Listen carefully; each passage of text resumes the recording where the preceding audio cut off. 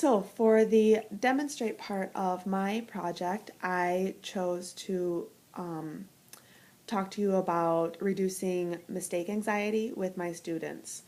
Um, since my students are not all cognitively functioning at the age that they're at, I actually have a student who is functioning at a 1.5 month old and he's 24. So allowing them to feel comfortable with making a mistake or not doing something right the first time is a process. So to help with that process, there's a few steps that I've taken and that my staff has taken in order to make sure that they feel as comfortable as possible, even if they do make a mistake. One thing is we talk normally in a very calm voice. If something happens, we talk about it. So if, say, a student accidentally does something, it's like, that's fine, that's okay, it was a mistake, let's try it again. So, and actually, from reading the chapter on reducing mistake anxiety, I've actually started doing something, excuse me, that we hadn't done as much before. If a student makes a mistake on some piece of work, I'm leaving that mistake on there now and then allowing them to do it again at another time.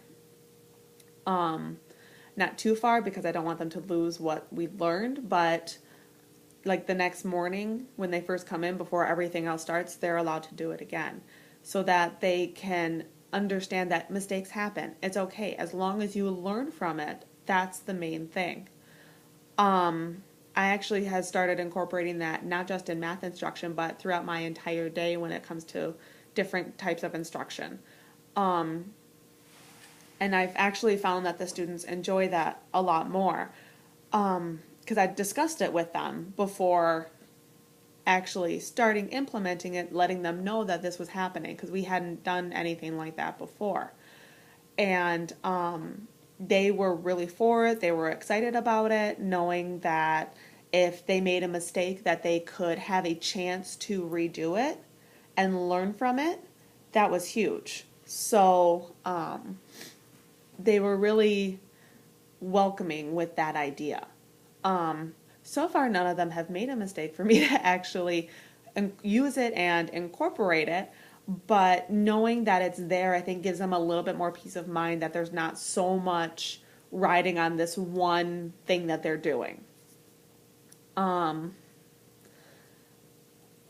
I've also tried to teach them that everybody makes mistakes. I make mistakes on a regular basis and we talk about them and they laugh at me and they think it's hilarious, especially when I'm at the board with them and I am writing and I write something wrong and I don't catch it until somebody else catches it. Like one of my staff members will catch it and they'll think that that is the funniest thing on the face of the planet. So then we talk about it and I laugh at myself because, if you can't laugh at yourself, then there's no fun in anything.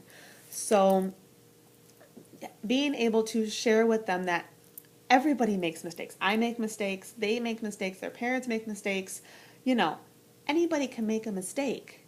It's what you do after it and how you fix it and learn from it that is the main thing.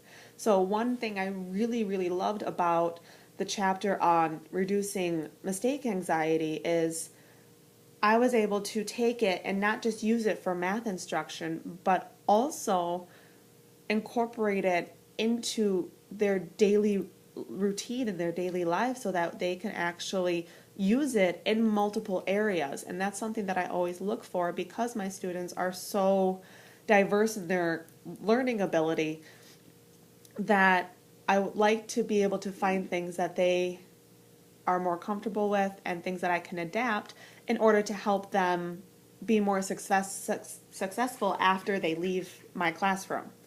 And by reading that chapter and actually reading the entire book, I was able to pull some ideas that I can use and adapt to give them a more fulfilling life and teach them different skills that a lot of people learn when they are in kindergarten, first, second grade, and allow them to have that knowledge and that ability to understand and learn from something that they've done.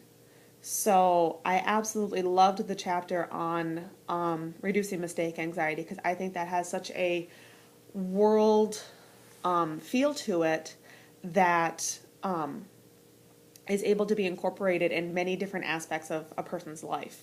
So that chapter really touched me and has helped me even in this beginning of this school year to help my students more than I did before. So, do you have any questions? Let me know.